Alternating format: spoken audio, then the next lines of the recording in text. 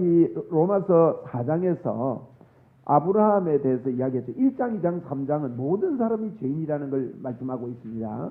1장에서는 이방인들, 하나님을 거부하는 자들의 모습을 이야기하면서 절대로 하나님을 거부하는 자들, 하나님 인정하지 않는 자들이 스스로 하나님 앞에 인정될 수가 없고 잘못된 길을 가면서도 그것을 더 잘한다고 이야기한다. 그렇게 결말을 맺고 있고요. 2장에서는 유대인들 종교 생활을 하는 사람들의 그 모습을 이야기를 하고 있습니다. 그 사람들은 판단을 잘하고 또 이렇게 너가 그렇다 이런 이야기를 하면서 그런 말을 하는 너희들이 그런 잘못을 저지르느냐라고 말씀합니다. 3장에서는 우리는 어떠냐 이런 표현을 하죠. 우리도 다 죄 가운데 있고 모든 사람이 죄 가운데 있다. 이제는 사람이 아니라 율법이 아니라 우리가 한 것이 아니라 예수 그리스도를 믿음으로 주시는 한 의가 있다는 거예요. 딱 한 가지밖에 없다. 그 길이 하나님의 의가 있는데 이 의가 우리에게 오는 것이 믿는 자에게 주시는 이 의가 차별이 없다. 이런 말씀을 3장에서 합니다. 그럼 하나님의 의가 어떻게 왔는지 특별히 2장 13절에는 이럽니다. 율법을 듣는 자가 의인이 아니요 지키는 자라야 어렵게 된다 그랬거든요. 그러면서 듣는 자가 의인이 아니고 지켜야 된다 그랬는데 지킬 수 있는 자는 아무도 없다고 성경이 계속해서 밝히고 있는 겁니다. 그러면 어떻게 의인이 되는가 하는 것을 로마서는 우리에게 분명히 밝히면서 믿음으로 어렵게 된다 하는 것이 우리에게 주신 큰 축복이지요. 그래서 4장에서는 아브라함의 예를 듭니다. 5장에는요 아담과 비교하면서 예수 그리스도로 말미암아 우리에게 미친 의에 대해서 말씀을 하는 겁니다. 그래서 아브라함 예를 들고 또 다윗도 언급을 했어요. 4장에서는. 그래서 불법을 사심을 얻고 하나님 앞에 용서받은 자는 복이 있는 사람이다. 다윗이 그렇잖아요. 다윗이 참 남자로서요 아주 왕이었지만은 너무 뭐라고 할까요? 이 좋지 못한 사람입니다. 그렇게 충신을 전장터에 내보내가지고 죽이고 자기 허물을 덮으려고 했던 다윗. 그가 의인일 수가 없죠. 그런데 다윗이 하나님 앞에 마음을 열어놓고 하나님의 은혜를 받아들이려고 애를 쓰고 여러분 그게 있어야 됩니다. 우리가 예수 믿을 때요 하나님이 믿으면 어렵게 된다고 해서 우리는 아무것도 안 하는 게 아닙니다. 마귀도 그렇습니다. 마귀의 역사가 우리에게 있을 때 내가 그것을 거부하지 아니하고 그것을 싫어하고 내쫓으려고 하지 않을 때는 사단이 떠나지 않습니다. 그와 마찬가지로 하나님이 우리에게 오시는 하나님의 은혜에 대해서 다윗처럼요. 다윗은 그랬어요. 그 잘못을 회개하고 하나님 잘못됐습니다 하면서 시편에 보면요. 눈물로 침상을 띄웠다 그랬어요. 그렇게 통해 자복을 하면서 하나님이여 나를 붙잡아 주십시오. 나를 도와주십시오. 여러분 이런 은혜를 그는 붙잡았다는 거죠. 그래서 그 믿음을 하나님은 의로 여겼다. 이렇게 말씀을 합니다. 오늘도 우리가 주님을 붙잡게 되기를 바랍니다. 그래서 그러므로 이것이 의로 여겨졌는데 그에게 오늘 4장 23절에 보면 그에게 의로 여겨졌다 기록된 것은 아브라함만 위한 것이 아니요 의로 여기심을 받은 우리도 위함이니 곧 예수 우리 주를 죽은 자 가운데서 살리신 이를 믿는 자니라. 예수는 우리가 범죄한 것 때문에 내어줌이 되고 우리에게 어렵다 하기 위해서 살아나셨느니라. 그렇게 4장이 마치고 있습니다. 5장 1절을 한번 보십시오. 5장 1절에 이렇게 말합니다. 그러므로 우리가 믿음으로 어렵다 하심을 받았으니 우리가 믿음으로 어렵다 하심을 받았잖아요. 믿음으로 어렵다 함을 받았으니 우리가 해야 될 일이 있습니다. 뭔가 하면 우리 주 예수 그리스도로 말미암아 하나님과 더불어 화평을 누리자는 거예요. 우리 하나님과 더불어 화평을 누리는 문이 열리게 되기를 주의 이름으로 축원을 드립니다. 네. 우리 하나님은요 심판자였습니다. 죄 때문에 그 진노 아래 있는 우리를 위해서 예수 그리스도를 보내셔서 십자가에 죽여주셨잖아요. 그래놓고 우리 보고요 화평을 누리자고 말합니다.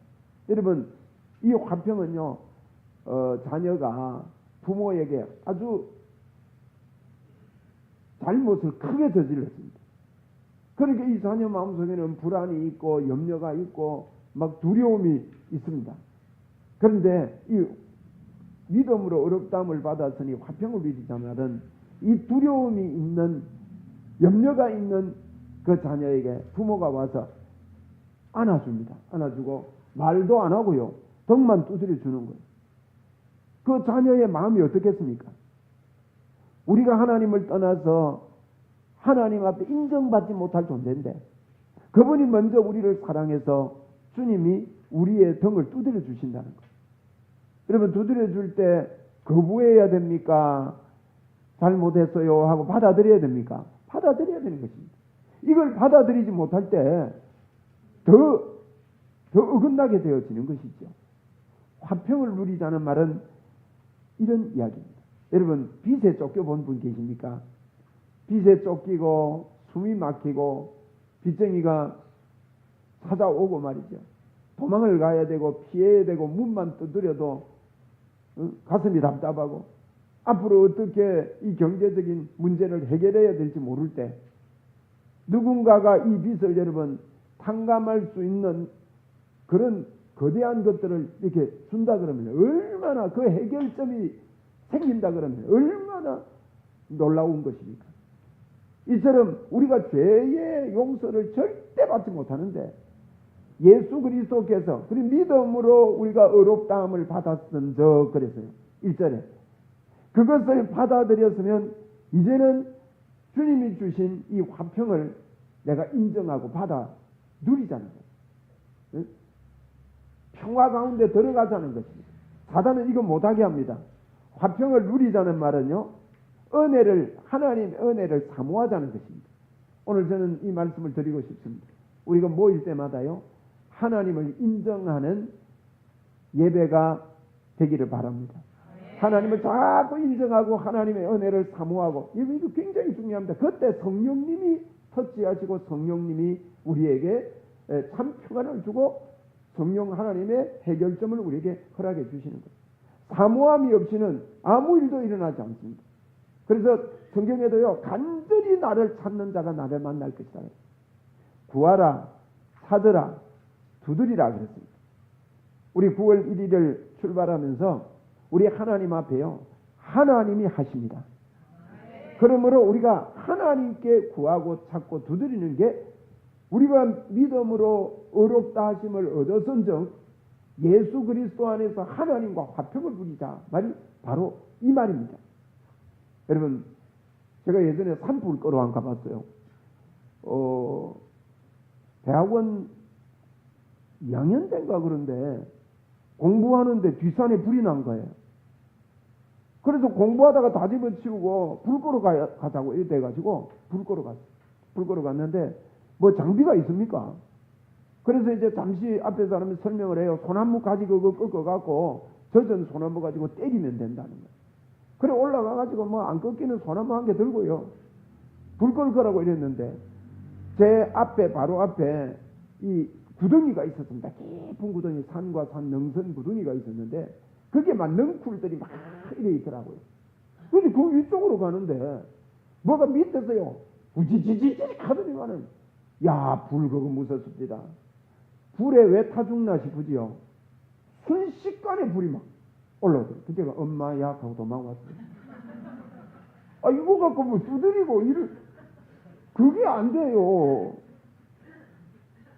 여러분, 불이 부터 따라오는데요, 감당이 안 되는 겁니다. 바람이 부는데 두 사람이 이런 큰 불이 나는데 막 도망을 가는데 바람은 세차게 불어오는데 도망을 갑니다. 한 사람은 도망가다가 급해가지고요 나무로 기어 올라가 버려요.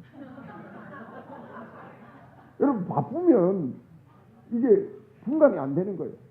그런데 한 사람은요 막 뛰다가 호주머니에 뒤집어니 성냥이 있어. 성냥으로 불을 붙였어. 맞불을 놓은 거죠. 그래 불이 바람을 타고 확 부는데 그 불 안에 들어가 있는 겁니다. 그런데 그 불이 오는데 불이 다 타버렸으니까 그 사람은 살죠. 나무에 올라간 사람은 어떻게 되겠어요? 여러분, 우리 사람이 우리의 노력과 우리의 수고로 이 죄악의 불, 이 저주의 불이 우리에게 다가올 때요, 우리의 힘으로 하는 것은 나무 위에 올라가는 것과 마찬가지입니다. 그 불이 우리를 살려놓지를 못합니다. 그런데 우리 예수님께서 죄악의 맞불을 놓아주셨어요. 할렐루야. 화평을 누리자 이 말은 예수님이 해결해 놓은 그 불 안으로 들어가자는 거예요. 오늘 5장 1절에서 그러므로 우리가 믿음으로 어렵다 하심을 받았으니 예수 그리스도로 말미암아 하나님과 더불어 화평을 누리자. 이 화평은 여러분 단순한 화평이 아닙니다. 우리의 죄가 용서받고 하나님과의 관계가 완전히 회복되는 이런 화평을 이야기하는 것입니다.